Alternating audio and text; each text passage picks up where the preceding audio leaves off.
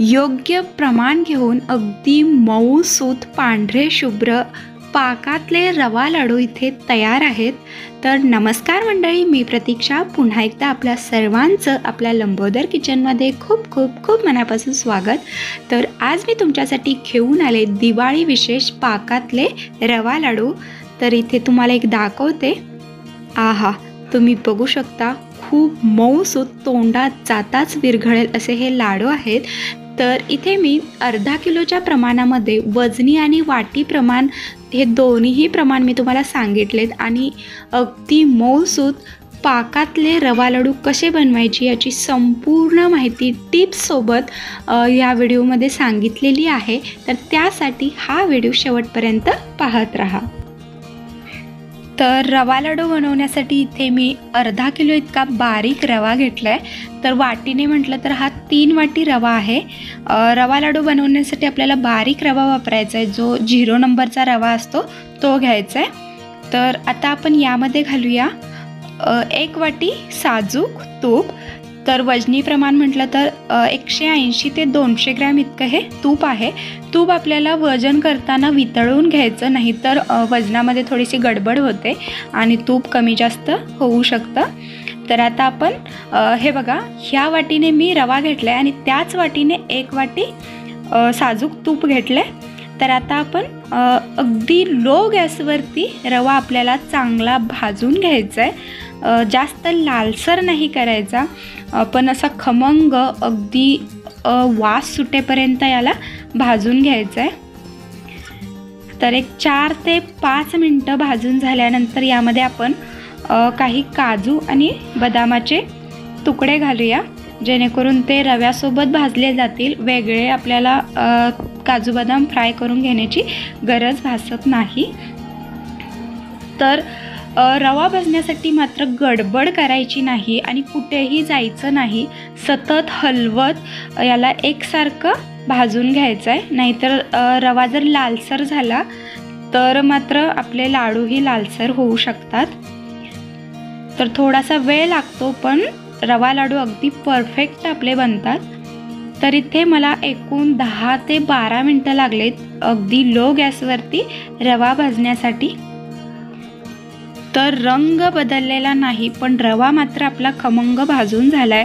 वास अगदी दरवळतोय या तुपामुळे रव्याचा।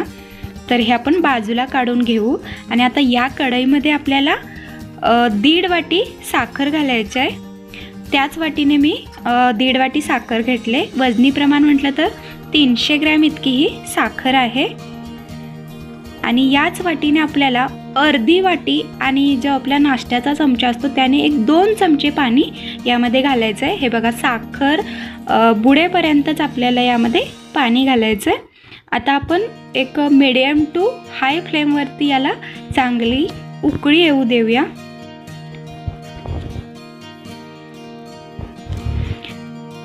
तर इथे पाकाला चांगली उकळी आले। उकळी आल्यानंतर मात्र गॅस अगदी कमी करायचा आणि 1 मिनिट आपण हे असंच उकळू येऊ देऊया। तर 1 मिनिट नंतर आपण पाक आलाय का नाही ते चेक करूया। तर पाक चेक करताना असं कढईने उलतानाने पाक घ्यायचा आणि असं एका प्लेटवरती याचा थेंब टाकायचा।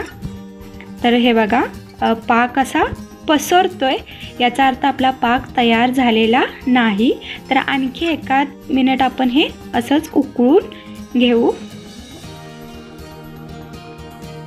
तर आता 1 मिनिट नंतर गॅस बंद करायचा आणि आपण पाक चेक करून बघू। तर हे बघा, याचा थेंब आपण टाकून एका प्लेटवर बघू।